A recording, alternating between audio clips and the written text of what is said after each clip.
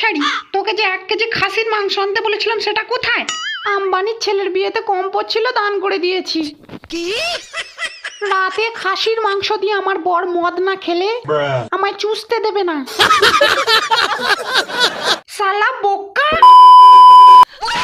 বাঞ্চক, খবরদার ওর গায়ে হাত তুলবে না।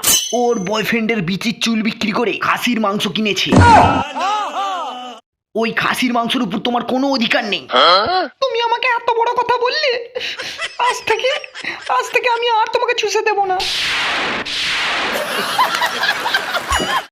উড়ে গেছে খৈনি থেকে চুন, ওও গিয়ে ফেটে গেল বেলুন। চুপি চুপি বিড়ি খাবি আয়, তোর সাথে হয়ে গেছি দারুণ।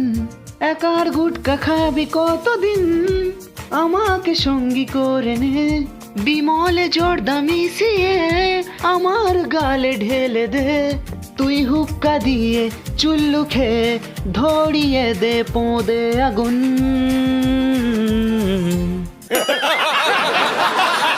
কাল খাসি খেতে এলে না কেন?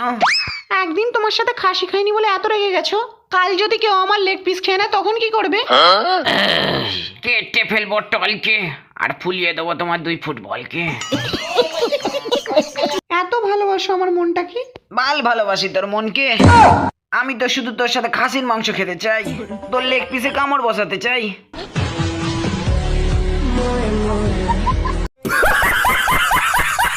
প্রসেনজিৎ জেঠু, তোমার পোঁদেকে খাসির মাংসের হাড় আটকে গেছে।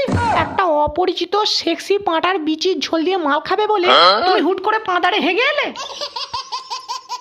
আর যে পোল্ট্রি মুরগিগুলো দিনের পর দিন পোকা খেয়ে তোমার লিভারে হজম হবে বলে এ বাড়িতে আমাদেরই চালায় হেগে বেড়াচ্ছে, তাদের তুমি খাবে না?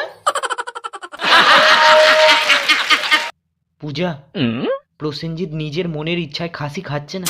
আসলে দীঘায় অক্টোপাস খেয়ে ওর বানায় অক্টোপাসের মতো চুল বেরিয়েছে।